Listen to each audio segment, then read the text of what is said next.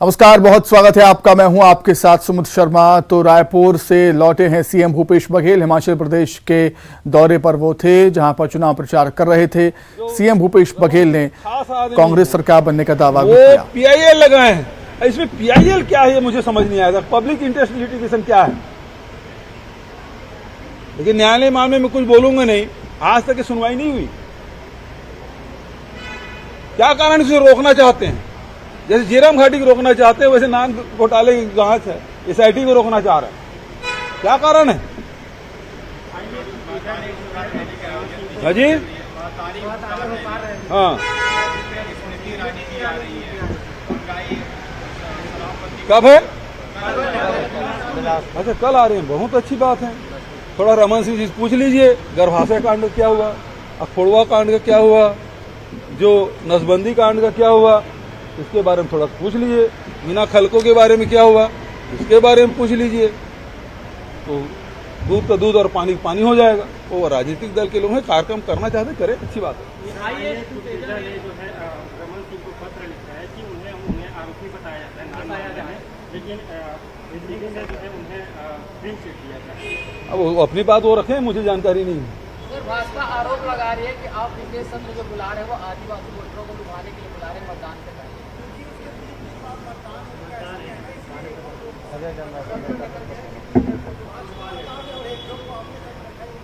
उससे क्या फर्क पड़ता है? भानु प्रतापपुर के उपचुनाव से कोई लेने देने नहीं है। और आदिवासी हितों पे कुठाराघात भारतीय जनता पार्टी करती रही है। 20% से 32% कब किए? सरकार बने 8 साल होने के बाद 2012 में। और ठीक से तथ्य नहीं रखे। ननकी राम कंवर रिपोर्ट है, उसको भी कोर्ट में प्रस्तुत नहीं किए। इसका दोषी कौन है? अजय चंद्राकर उस मंत्रिमंडल में थे, क्यों नहीं रखवाए? और दूसरी बात यह है कि हम आदिवासी हितों के बारे में पहले ही बोले हैं कि उनका जितना प्रतिशत है, जितनी जनसंख्या है, जितना संविधान में उसको अधिकार मिला है, वो मिल के रहेगा। हम कभी उसके पीछे नहीं हटे हैं।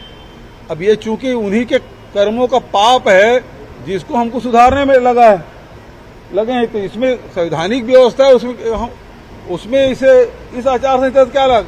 वो चाहते हैं क्या आचार संहिता चुनाव के बाद हो करके? तो राज्यपाल जी की चिट्ठी लिखी मुझे, अध्यादेश लाए, विशेष सत्र बुलाए। पत्र भी आप लोगों तक पहुंचा है, वो छपा भी है, मीडिया में आया भी है। और हम चाहते भी हैं कि उनको लाभ मिले। ये शुरू से आदिवासी विरोधी रहे। एक साथ सवाल है।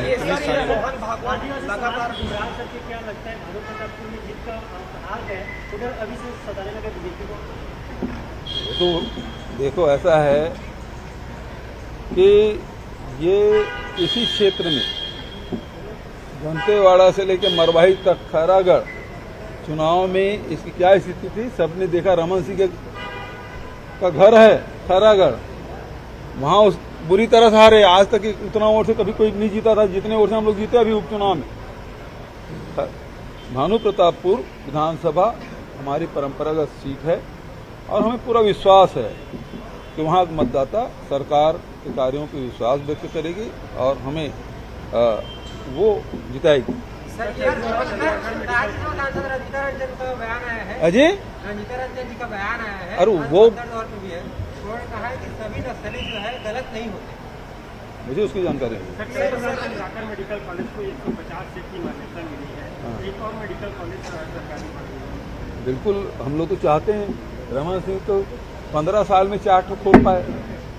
हम तो लगातार 4 साल में 4 आपके मेडिकल कॉलेज खुल गए।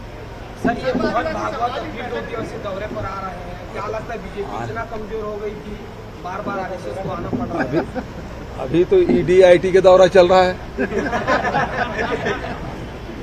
अब स्मृति ईरानी जी आई है, आने दीजिए, स्वागत है सबका।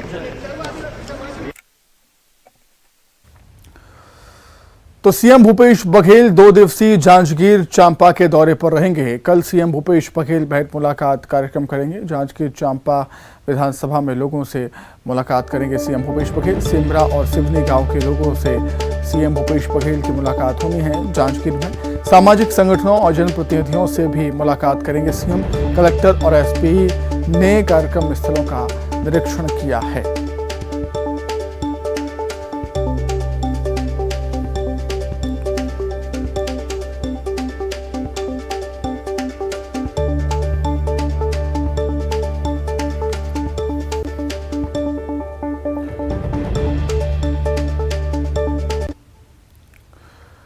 छत्तीसगढ़ दौरे पर पहुंची सांसद रंजीत रंजन के बयान पर सियासत गर्मा गई है। नक्सलियों को लेकर रंजीत रंजन ने कहा कि सभी नक्सली गलत नहीं होते हैं, बहुत लोग उनके नाम से दुकानें चला रहे हैं। नक्सली भी इंसान हैं, हम भी इंसान हैं। छत्तीसगढ़ में नक्सलवाद शांत हो चुका है, लेकिन कुछ लोग शांत जगह को अशांत करने में लगे हुए हैं। वहीं कांग्रेस सांसद के इस बयान पर बीजेपी ने जमकर निशाना भी साधा। मैं ये कहूँगी कि सारे नक्सलवाद जो है और नक्सली लोग गलत नहीं होते, ख़राब नहीं होते, और बहुत लोगों को मिसयूज़ किया जाता है और बहुत लोग उनके नाम से अपनी दुकानें चला रहे होते हैं। तो बहुत सारी बातें हैं और डर किसका, वो भी व्यक्ति है, हम लोग भी व्यक्ति हैं। उनकी कुछ डिमांड थी और मुझे लगता है कि अब तो बस्तर में और छत्तीसगढ़ में जितना नक्सल प्रभावित एरिया है तकरीबन शांत हो चुका है और आगे भी हम लोग होप रखते हैं। और जो लोग ये भय पैदा करते हैं, मैं कहूँगी कि कहीं ना कहीं वो उस चीज़ से प्रभावित है या नहीं चाहते हैं कि शांति बहाल हो। आज पहली बार नहीं हुआ कि किसी कांग्रेस के नेता ने नक्सलवाद का समर्थन किया हो। यदा कदा ये बातें आती रहती है। राष्ट्रीय नेता दिग्विजय सिंह जी ने भी कहा था, नक्सलवादियों का समर्थन किया था। आज छत्तीसगढ़ में आकर राज्यसभा सांसद अगर ये बात कहती है कि नक्सली गलत नहीं होते, तो मैं कहूंगा ये सुरक्षा बलों का मनोबल गिराने का काम है। जो आदिवासी भाइयों की गर्दनें काट काट कर गोलियों से भून कर नक्सलवादियों ने उनकी हत्या की है, ये उनका अपमान है। कांग्रेस पार्टी नक्सलवाद के साथ किस साठगांठ से और किस समर्थन से जुड़ी है, ये उनके नेताओं को बताना चाहिए। उनके बयान से ये सिद्ध होता है कि कहीं ना कहीं सॉफ्ट कॉर्नर नक्सलवादियों के लिए है, इसलिए आज बस्तर में गली मोहल्लों में नक्सलवाद। विधानसभा के विशेष सत्र के लिए अधिसूचना जारी हुई है। 1 और 2 दिसंबर को विधानसभा का विशेष सत्र होना है। विशेष सत्र में कुल 2 बैठकें होंगी। आदिवासी आरक्षण के मुद्दे पर विशेष सत्र बुलाया गया है। सत्र के हंगामेदार रहने के पूरे आसार। प्रदेश भर में आरक्षण को लेकर प्रदर्शन जारी भी है।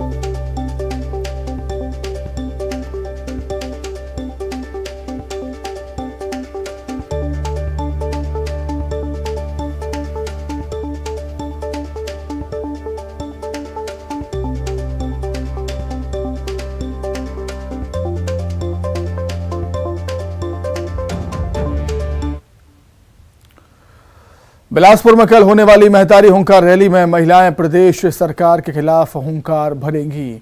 आंदोलन में प्रदेश भर से 1 लाख महिलाओं के पहुंचने का दावा किया जा रहा है। शराबबंदी, महिला अपराध के बढ़ते मामले, स्व सहायता समूह की महिलाओं का कर्जा माफ जैसे मुद्दों को लेकर बीजेपी राज्य सरकार के खिलाफ हुंकार भरेगी।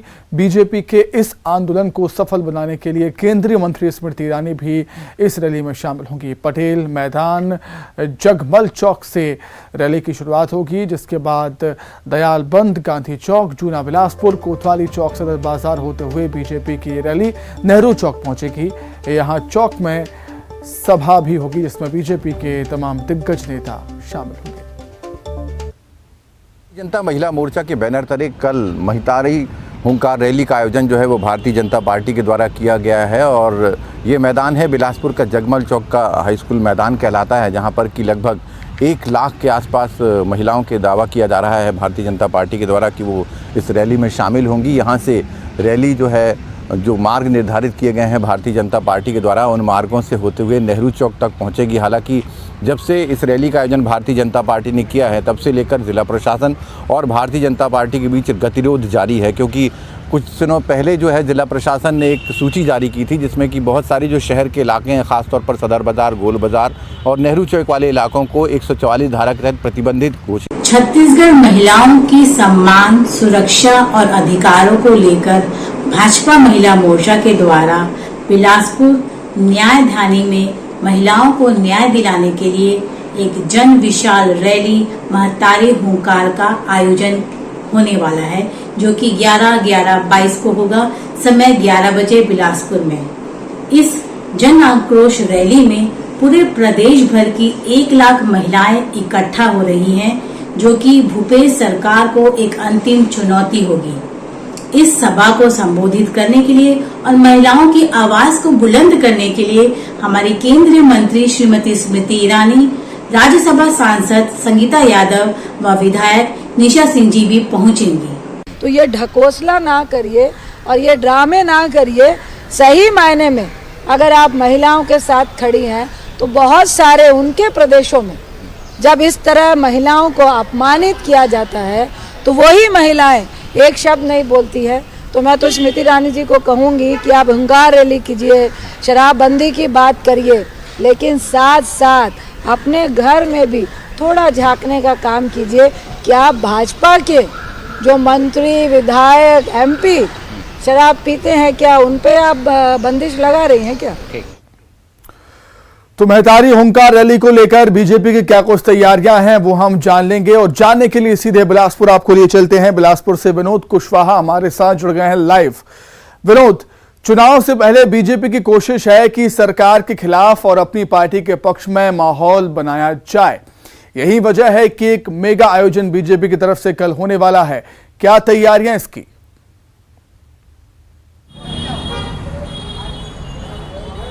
देखिए, बीजेपी ने अपनी पूरी तैयारी कर ली है और चूंकि भारतीय जनता महिला मोर्चा के बैनर तले ये कल कार्यक्रम होने वाला है, सुमित, उस लिहाज से पूरी तैयारी है। और अब से कुछ देर पहले शहर के जो जगमल इलाका है, वहाँ से एक मशाल रैली भी जो है महिला मोर्चा के द्वारा निकाली गई। यानी पूरी तरह से कल का जो आयोजन है उसका आगाज़ आज शाम से ही कर दिया गया है महिला मोर्चा के द्वारा। और इसमें रैली में भाजपा के प्रदेश अध्यक्ष अरुण साव, इसके अलावा और भी दिग्गज जो नेता थे वो शामिल हुए थे। खुद महिला मोर्चा की जो प्रदेश अध्यक्ष हैं शालिनी राजपूत, वो शामिल रही हैं। और इसके बाद कल जिस तरह का आयोजन करने जा रही है भाजपा, एक बड़ी रैली का आयोजन करने जा रही है। यानी यूँ कहें कि चुनावी मौसम का आगाज़ जो है भाजपा ने कल कर दिया। हालांकि कुछ समय पहले राजधानी में भी इसी तरह का एक बड़ा प्रदर्शन भाजपा ने किया था, और अब न्यायधानी में इस तरह का बड़ा प्रदर्शन करके अपनी एक उपस्थिति जो है भाजपा दर्ज कराने जा रही है कि चुनावी आगाज़ जो है भाजपा ने शुरू कर दिया है। उसी लिहाज से तैयारी है। हालांकि शासन के बीच में जो गतिरोध है वो लगातार जारी है, चूँकि जो अनुमति मांगी थी जिला प्रशासन ने भाजपा के द्वारा, उसमें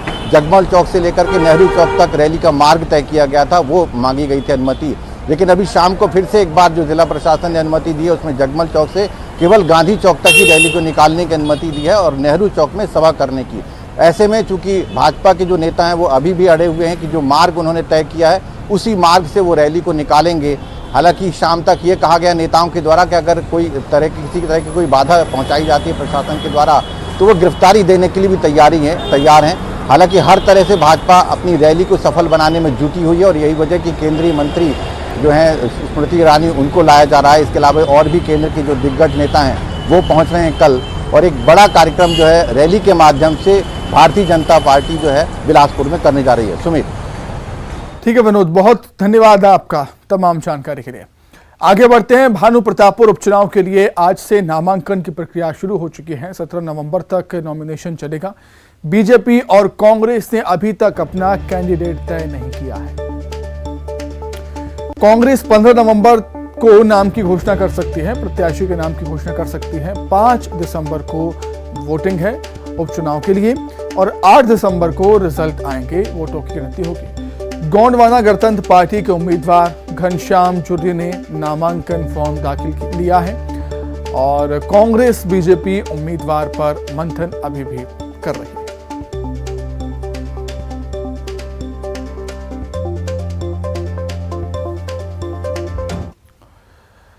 बालू प्रतापपुर उपचुनाव में आदिवासी समाज बिगाड़ सकता है राजनीतिक दलों का समीकरण। दरअसल सर्व आदिवासी समाज ने एक बैठक कर फैसला लिया है कि विधानसभा क्षेत्र के हर गांव से एक प्रत्याशी को उतारा जाएगा।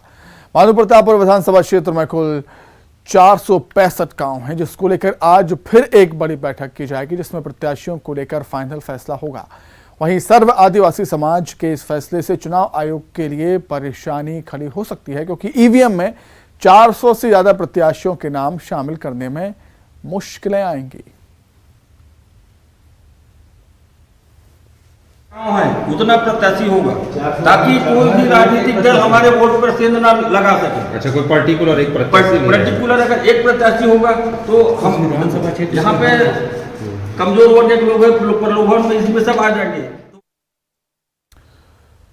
तेलीबांधा रोड सौंदर्यीकरण घोटाले का ये मामला है। नेता प्रतिपक्ष और निगम आयुक्त के बीच तीखी बहस हुई। इस मसले को लेकर टेंडर घोटाले पर कार्रवाई की मांग को लेकर बहस हुई है।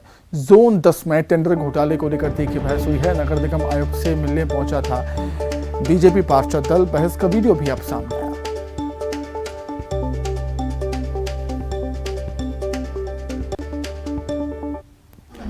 किसी भी क्षेत्र के लिए 100 रुपया सैंक्शन हुआ। आपकी जिम्मेदारी क्या बन रही है? 2 करोड़ का काम मेरी जिम्मेदारी जो बन रही है मैंने कर दिया है ऑलरेडी। मैंने टेंडर निरस्त कर दिया है। मैंने जांच समिति में उससे क्या होगा? टेंडर निरस्त जो गलती होगी पकड़ में आएगी। नहीं, टेंडर निरस्त करने से क्या होगा? आप उससे ये होगा निर्माण हुआ है उसको हटाया जाएगा। हटाने फिर वही बात, वो संपत्ति मेरी नहीं है, उस पे हटाना है। मेरी बात सुन लीजिए। मैं भी इसीलिए मैडम आपको बोल रहा हूँ कि मैं कागज पे ठीक रहता हूँ। काम गलत हुआ है, लगातार भ्रष्टाचार तो गलत हुआ है मैडम, ये आप बोल रहे हैं ना। आपको नहीं लग रहा है? वहीं छत्तीसगढ़ में दिसंबर के आखिरी हफ्ते से शीतलहर का प्रकोप देखने को मिलेगा। फिलहाल अभी मौसम शुष्क रहेगा, कहीं कहीं कोहरा भी छाया रह सकता है। राजधानी में फिलहाल कड़ाके की ठंड से लोगों को राहत मिलेगी।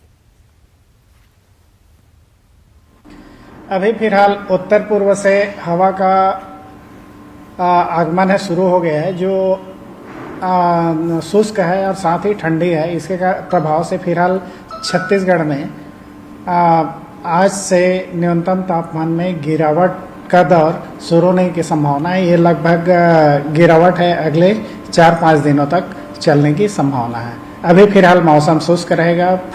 मैक्सिमम टेम्परेचर में विशेष परिवर्तन नहीं होगा, लेकिन उसमें भी थोड़ी सी गिरावट संभावित है।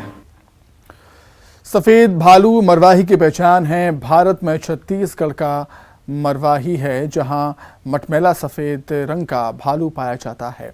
वैसे ये भालू आसानी से देखने को नहीं मिलते। 2 वर्षों बाद मादा काले भालू के साथ एक सफेद भालू मरवाही के मडाकोट के जंगल में घूमता हुआ नजर आया, जिसका वीडियो सामने आया है।